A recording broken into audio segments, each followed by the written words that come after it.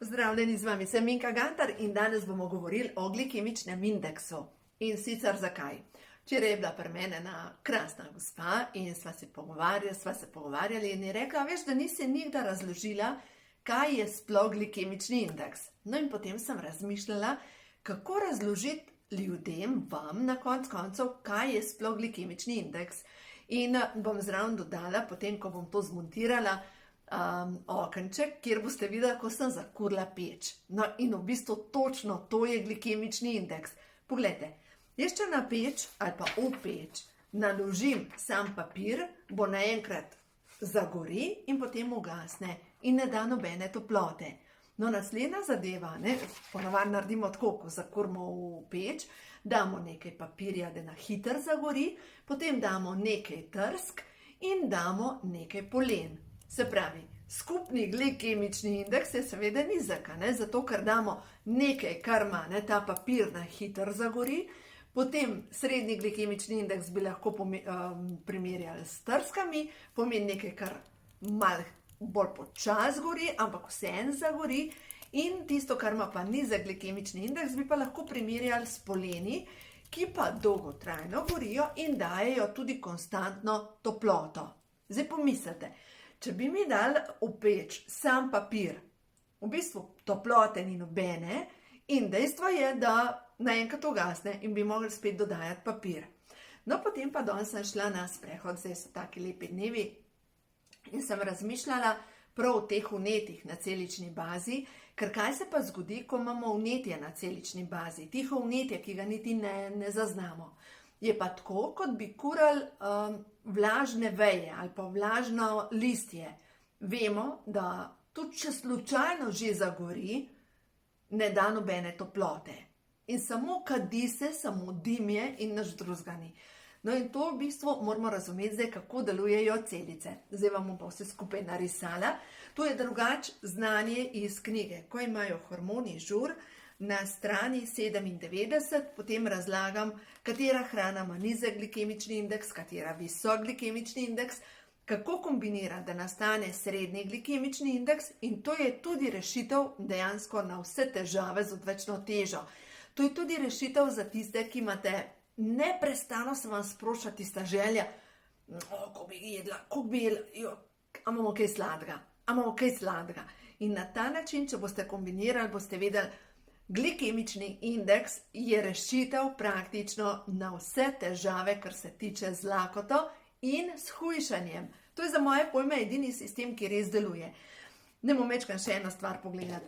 Preden sem jaz prišla do glikemičnega indeksa, prej sem neprestano hujšala. Sem imela 4 kile gor, pa 4 kile dol, pa gor, pa dol, pa gor, pa dol. In ves čas sem bila v nekem procesu in dejansko mi to ni bilo všeč. Zdaj, moja zgodba s hujšanjem se začne, ko sem bila v puberteti, in v puberteti se mi je dobesedno zgodilo, kar nisem imela pojma o tem, kar vam zdaj govorim, da dejansko, ko sem nehala rast, sem šla z isto hitrostjo narazen in sem pristala pri tam 15 letih, sem imela skoraj 15 kil več, kot jih imam danes. Tako da bila sem okrogla. In kasneje pol, ko sem že delala predavanja, sem bila enkrat na Sevškem in srečam eno gospo, v bistvu eno predavanje je bilo, ta gospa pride skozi vrata, stopam do nje in sem rekla, živjo, midva se pa poznava, ti si bila pa sošolka od mojega brata. In ona reče, jaz vas ne poznam. Sem rekla, sem Minka, od Markota sestra. In ona v tistem šoku reče, Minka je bila debela. Ja. V bistvu pa še krive zobe sem imela, zelo nizko samopodobo in potem v puberteti, v prvem letniku, sem začela hujšati na princip manžri. Dejansko ta princip manžri je bil, da sem jedla skoraj nič, potem pa, ko sem prišla domov, sem se dobesedno nabasala s hrano in sem šla tudi včasih zbruhati hrano. Se pravi, sem bila bolna, to je bulimija in bulimija. Glejte, če imate koga, ki se ukvarja z bulimijo, če ima te težave, če ima to bolezen, v osnovi ni problem hrana, ampak problem je zavračanje energije življenja. To je v bistvu delanje tihega samomora, tako kot alkoholizem ali pa cigarete, ne, ker potem sem pa pol še začela kaditi. Se pravi, ja, delala sem tihi samomor.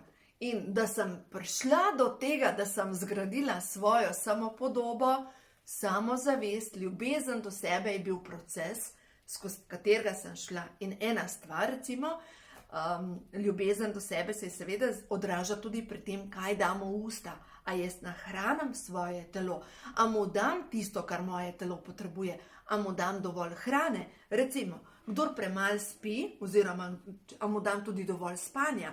Kdor premalo spi, je dokazano, da poje lahko v enem obroku tudi 30% več hrane, kot pa nekdo, ki normalno spi. Dajte pomisliti na to.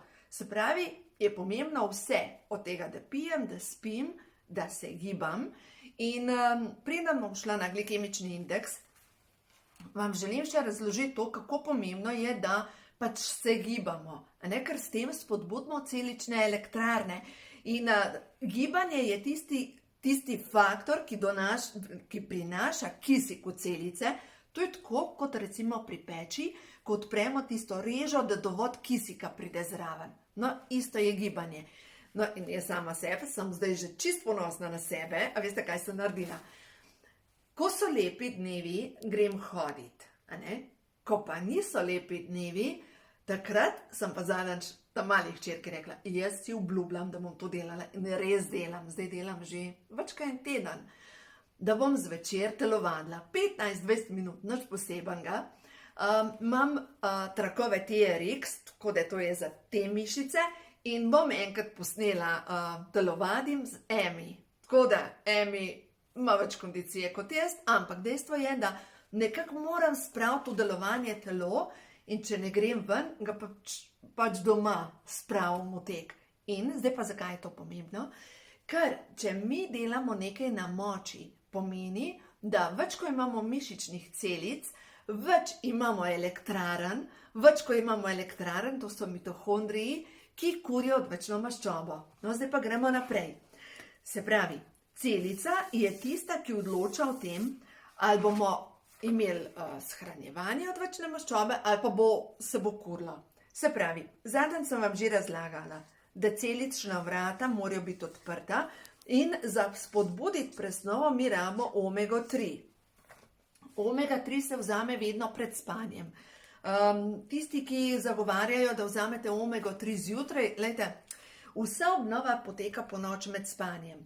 No, potem imamo pa mi mitohondrije, se pravi, ena mišična celica ima lahko celo 1000 mitohondrijev, in da pride do vžiga, mi rabimo C-vitamin. C-vitamin je tisti vitamin, ki je najbolj pomemben izmed vsega, in naslednji vitamin oziroma mineral je pa magnezij. Te dva, to sta tiste vžigalce, brez tega se ne zgodi nič. Zdaj pa kje dobimo C-vitamin? Glejte, vsa sveža zelenjava, svež sadje, ta trenutek bi bilo pametno dodajati C-vitamin tudi zaradi imunskega sistema in magnezij.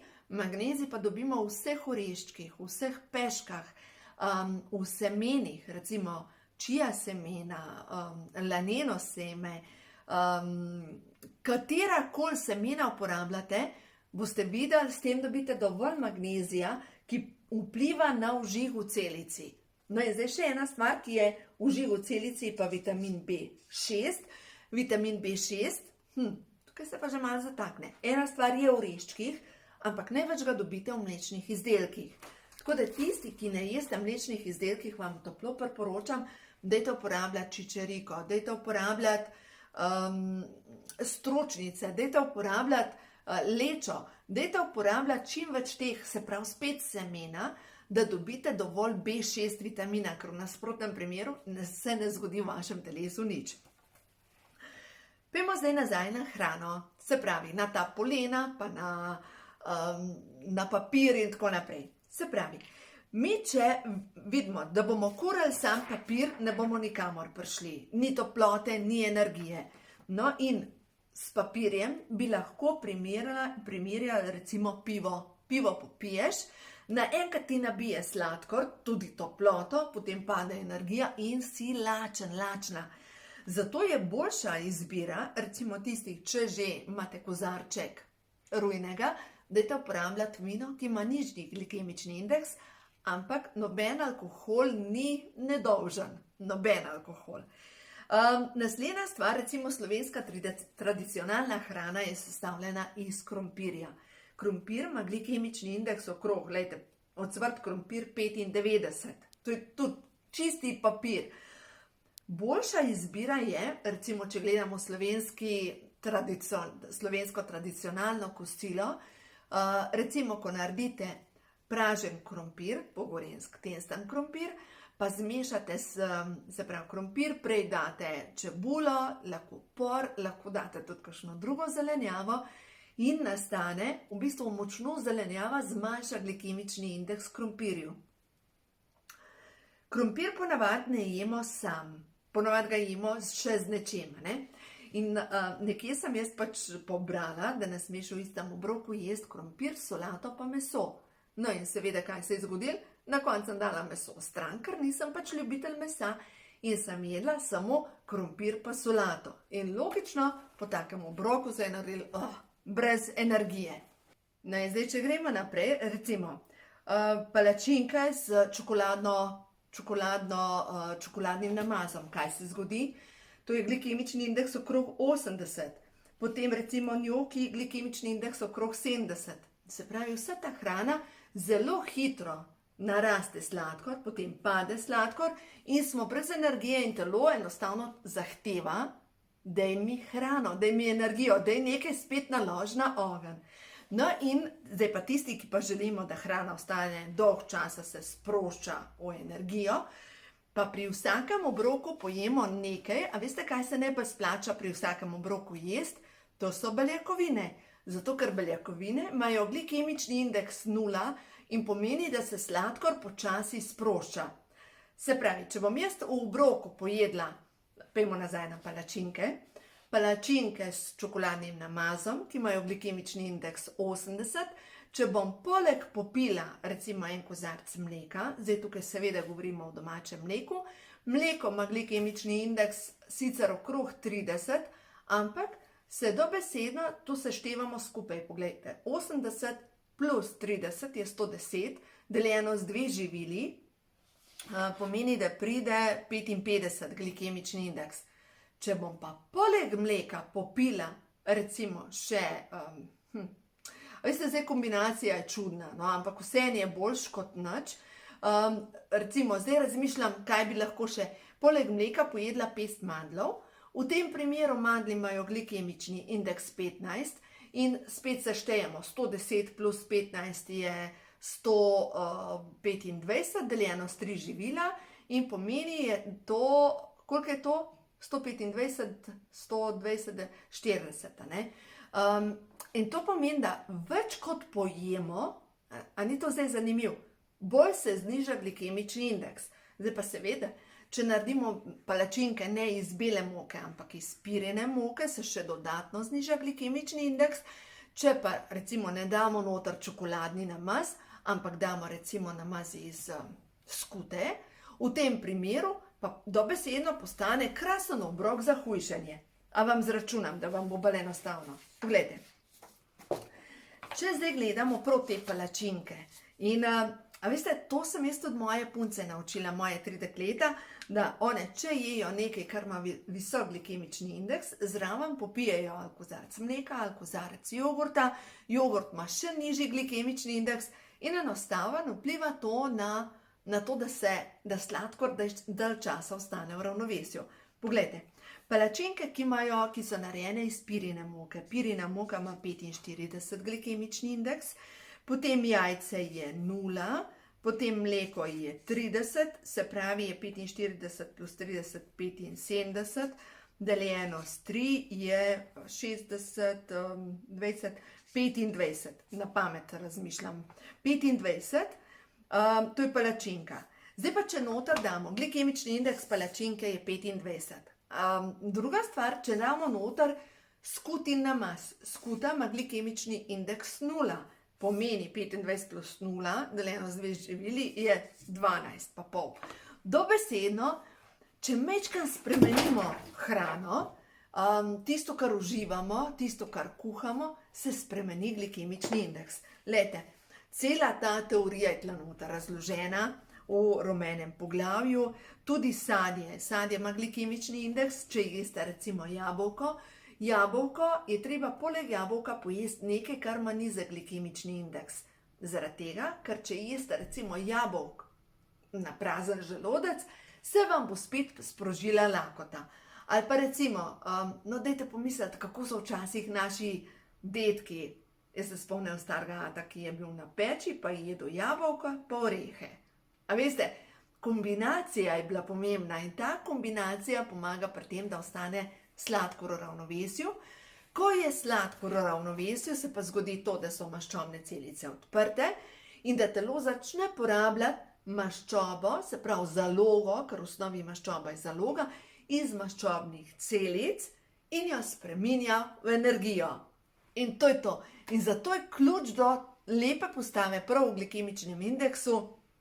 Glejte, če imate kakšno vprašanje, vprašajte, z veseljem vam bom odgovorila, ker sem res prepričana, da sistem prehrane po načelu srednjega glikemičnega indeksa je rešitev na dolgi rok dejansko za vse težave s težo.